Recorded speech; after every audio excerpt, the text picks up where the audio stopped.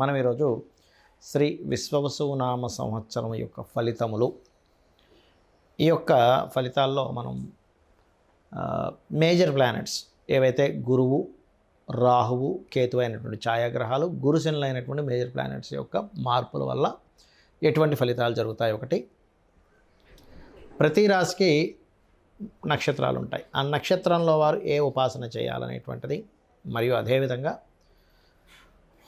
విశ్వవసు నామ సంవత్సరం ఉగాది అనగానే మనం చూసేది ఏమిటి, ఎప్పుడు కూడా ఏ కొత్త సంవత్సరం వచ్చిన పంచాంగంలో ఆదాయం ఎంత ఉంది, వ్యయం ఎంత ఉంది, రాజ్యపూజ్యం అంటే మనల్ని మెచ్చుకునే వాళ్ళ సంఖ్య ఏంటి, మనం అవమానం పడేటువంటి ఏమిటి, ఏ రంగాల్లో మనం అవమానపడతాము అనేటువంటి విషయాలు తెలుసుకుంటూ ఈ యొక్క విషయాల్ని చెప్తుంది నేనైనప్పటికీ కూడా చెప్పిస్తుంది సాక్షాత్ లలిత అమ్మవారిగా భావిస్తూ ఒక్కొక్క రాశి గురించి, లగ్నం తెలిస్తే ఇంకా బెస్ట్ లగ్నం గురించి మనం తెలుసుకుందాం. వృశ్చిక లగ్నము, వృశ్చిక రాశి. వృశ్చికం వారికి ఈ విశ్వవసునామ సంవత్సరంలో ఆదాయము, వ్యయము, రాజ్యపూజ్యము, అవమానము ఏ రకంగా ఉంది. ఎందుకంటే మనం పంచాంగం తీసుకోగానే మనం చూసేది అదే. మొట్టమొదటిగా అందరూ కూడా కొత్త సంవత్సరం వస్తుందనగానే ఈ యొక్క సంఖ్యను ఏ రకంగా ఇచ్చారు పంచాంగాల్లో చూసుకుంటే, ఆదాయం 2, వ్యయం 14.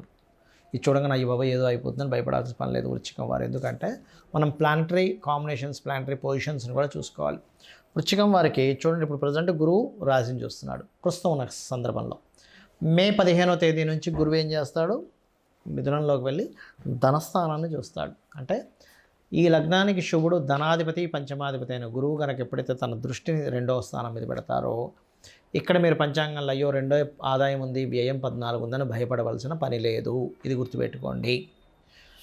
సో మీకు ఎక్కువగా దత్తాత్రేయుని ఆరాధించడము, లేదా ఓం సంపత్కరీ సమారూఢ సింధుర వ్రజసేవితాయి అనే నామస్మరణ కూడా మీకు ఆదాయాన్ని పెంచి తీరుతుంది, ఎటువంటి సందేహం లేదు.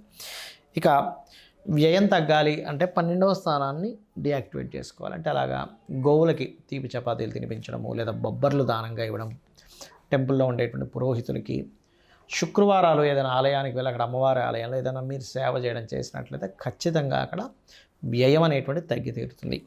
అదేవిధంగా చూసుకున్నట్లయితే రాజ్యపూజ్యం, అవమానం మాత్రం చక్కగా ఉంది. రాజ్యపూజ్యం 5 అంటే మిమ్మల్ని మెచ్చుకునే వారి సంఖ్య 5 ఉంటే అవమానించే వారి సంఖ్య 2 ఉంది. కాబట్టి దీని గురించి ఏం టెన్షన్ పడాల్సిన అవసరం లేదు.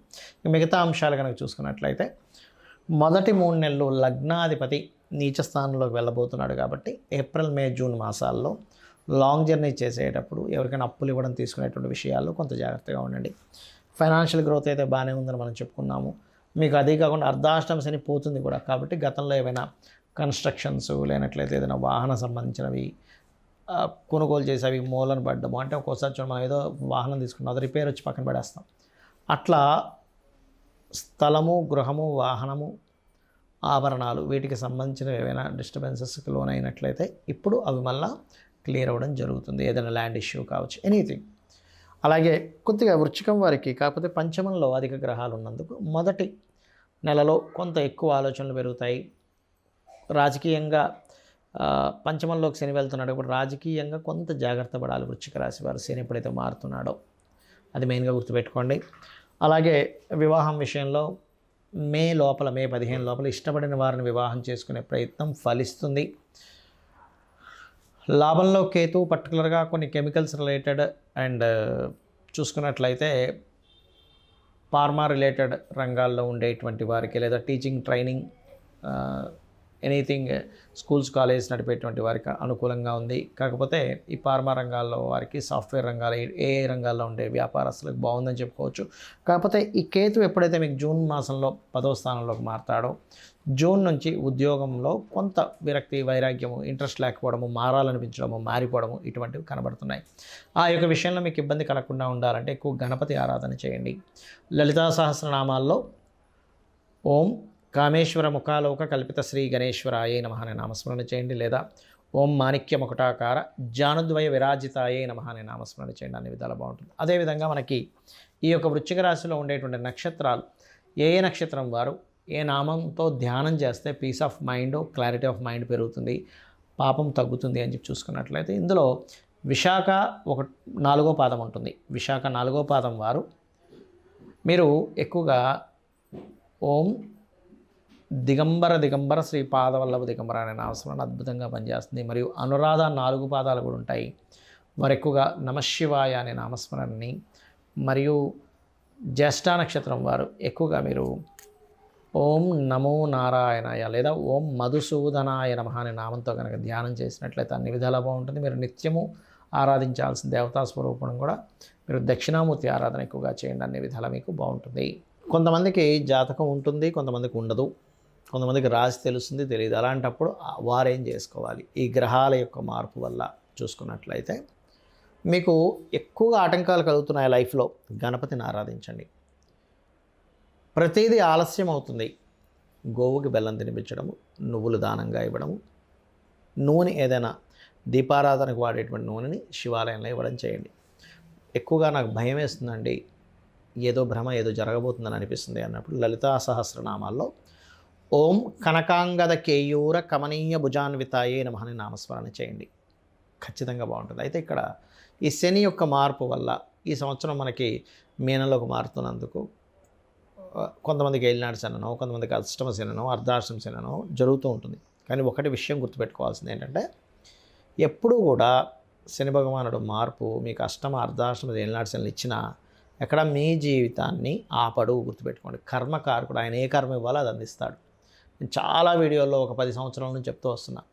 ఏమంటే ఏలినాటి శని ఉన్నప్పుడే స్వర్గీయ ఎన్టీ రామారావు గారు సీఎం అయ్యారు, మోడీ గారు పీఎంగా ఉన్నారు, అదేవిధంగా జగన్ విషయం కావచ్చు, చంద్రబాబు నాయుడు గారి విషయం కావచ్చు, చాలామంది ఉదాహరణలు చెప్పారు రాజకీయ నాయకులు. అంటే ఏమిటి, వాళ్ళు సీఎంలు పీఎం అవ్వగాలేంది మనం చేసే చిన్న చిన్న జాబులు, చిన్న చిన్న బిజినెస్లో ఆగుతాయా? శ్రమనిస్తాడు అనే పాయింట్ ఆఫ్ వ్యూలో ఉండాలి. మందుడు అంటారు. అంటే మనం ఎప్పుడైతే పోస్ట్ పోన్ చేస్తామో పనిని, ఇవాళ చేయాల్సింది సరే రేపు చేద్దాం, రేపు చేయాల్సింది సరే ఎల్లుండి చేద్దాం, తర్వాత చూద్దాం అని ఎప్పుడైతే మనం పోస్ట్ పోన్ చేస్తామో ఆలస్యం అమృతం విషం అనేటువంటిది మనం సామెత విన్నాం. అలా ఆలస్యం చేయడం వల్ల మీకు అమృతం రావాల్సింది కూడా విషయంగా మారుతుంది. కాబట్టి ఎప్పుడు కూడా ఏలినాటి శని, అర్ధాష్టమి, అష్టమ శని సమయంలో ఈ పోస్ట్పోన్ చేయకండి. మధ్యాహ్నం నిద్రపోకండి. అదేవిధంగా వీలైతే ఉదయం సాయంత్రం దీపారాధన చేయండి. వీలైతే కాదు, వీలు చేసుకొని చేయండి. మీకు దగ్గరలో ఏదైనా ఆలయం, అందులో ప్రత్యేకంగా నరసింహస్వామి, లేనట్లయితే ఆంజనేయ స్వామి, గణపతి, శక్తి ఆలయము, ఇలా స్కందున ఆలయం ఏమున్నా రోజు టెంపుల్కి వెళ్ళడం అలవాటు చేసుకోండి. 1% కూడా మీకు శని యొక్క ప్రభావం పడదు, గుర్తుపెట్టుకోండి. అలాగే ఏదైనా ఒక నామాన్ని తీసుకోండి, చేస్తూ ఉండండి, ఉచ్చరిస్తూ ఉండండి. అదేవిధంగా ఈ శని యొక్క ప్రభావం మీనంలోకి వెళ్తున్నందుకు మనం ఆల్రెడీ 2.5-3 సంవత్సరాల క్రితమే ఒక విషయాన్ని అనుకున్నాం. మకరంలో శని ఉన్నప్పుడే కుంభంలోకి వెళ్తున్నాడు, వర్క్ విషయంలో రెవల్యూషన్ తీసుకొస్తాడు అనుకున్నాం. ఒక రెవల్యూషన్ వచ్చింది.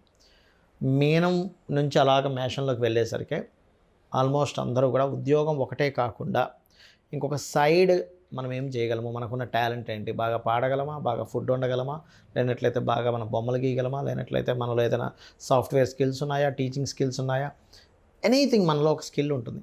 ఆ స్కిల్ ఏంటో తెలుసుకొని సొంతంగా ఏదైనా ఓన్గా చేసుకుని డెవలప్ చేసుకోవాలి. బికాజ్ ఆఫ్ న్యాచురల్గా శని కర్మ అంటే వృత్తి కారకుడు. వృత్తి విషయంలో అనేకమైన మార్పులు రాబోతున్నాయి. కాబట్టి మీ ఒక దగ్గర జాబ్ చేయడం ఒక ఎత్తు అయితే, మీరు ఓన్గా ఏం ఎర్న్ చేయగలరు, ఓన్గా ఏం చేసుకోగలరు, దాన్ని డెవలప్ చేసుకోండి అని చెప్తున్నా. ఇప్పుడు కూడా అదే మాట చెప్తున్నాను. బికాజ్ ఆఫ్ శని యొక్క ప్రభావం అటు వెళ్తుంది. మీరు చూస్తూ ఉండండి, మనం 2-3 సంవత్సరాల నుంచి విషయం చెప్తున్నాం, మారుతూ వస్తుంది.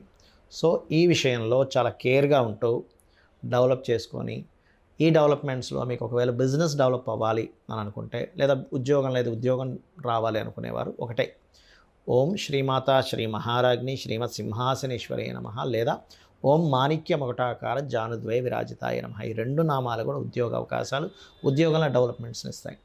కానీ లేదంటే నాకు వ్యాపారం అభివృద్ధి అవ్వాలనుంది అంటే అద్భుతమైన నామం ఉంది లలిత సహస్రనామాల్లో. అదేమిటి అంటే ఓం ఇంద్రగోప పరిక్షిప్త స్మరతూనాభజంగికాయే నమః అని చేసుకోండి. అన్ని విధాలా మీకు బాగుంటుంది. ఆ లలితాంబిక అమ్మవారి యొక్క అనుగ్రహం పరిపూర్ణంగా కలగాలని మనస్ఫూర్తిగా మరోసారి కోరుకుంటూ శ్రీమాత్రే నమః. అందరికీ కూడా విశ్వవసు నామ సంవత్సర శుభాకాంక్షలు.